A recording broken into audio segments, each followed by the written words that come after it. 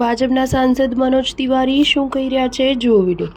एक श्लोक बचपन में ही पढ़ा था कि एकाक्षरम यः गुरु प्रबोधये पृथिव्यां नास्ति तद्द्रव्यं यद् दत्त्वा चारिणी मुरे। अगर एक अक्षर भी कोई आपको नया सिखाता है तो ऐसा कहा गया कि पृथ्वी पे कोई ऐसा द्रव्य नहीं जिसको देकर के आप पूर्ण हो सकते हैं। हमें जो अभी जो बात आपने छोटी सी बात कही कि जल मांगे तो किसी पात्र में आएगा, तो कुछ लोगों ने सोचा पात्र ही नष्ट करो। उसके लिए एक बड़ा अभियान 23 अप्रैल से 3 मई तक दिल्ली में होने जा रहा है। हमने बहुत सारे होर्डिंग देखे हैं, लर्न इंग्लिश। हम पहली बार ऐसा देखने जा रहे हैं, संस्कृत सीखी।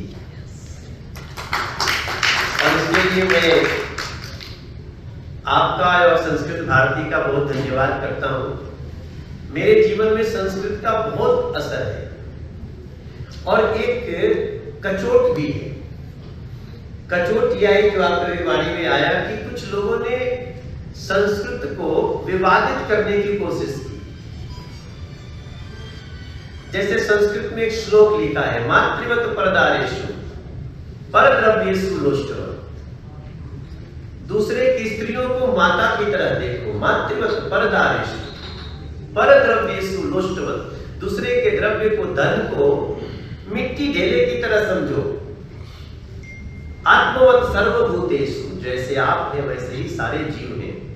यह पश्यति स पंडितः, ऐसा जो देखता है वही विद्वान है, वही पंडित है। तो ये तो किसी भी धर्म के लिए बहुत जरूरी है कि हम माता को, दूसरे की स्त्री को माता समझें, दूसरे के धन को ढेले के समान समझें, कुछ नहीं समझें।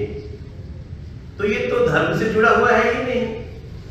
आज जब आप बात कर रहे हैं, मुझे लंबे समय से एक इतनी अच्छी अनुभूति हो रही है। मैं कल कहीं और था, दिल्ली से बाहर, और मैं 2 जगह शहर बदल के करीब 6 घंटे में पहुंचा हूं, सिर्फ इसलिए कि आज मुझे इस संस्कृत भारती के कार्यक्रम में रहना है।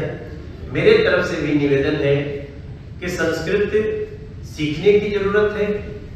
संस्कृत कठिन नहीं है। संस्कृत के कोटेशन लाने की आवश्यकता है, क्योंकि ये तो बात सही है कि ये कोई भाषा ही नहीं बल्कि भारतीय संस्कृति, जो परंपरा है, दर्शन है, सब में इसका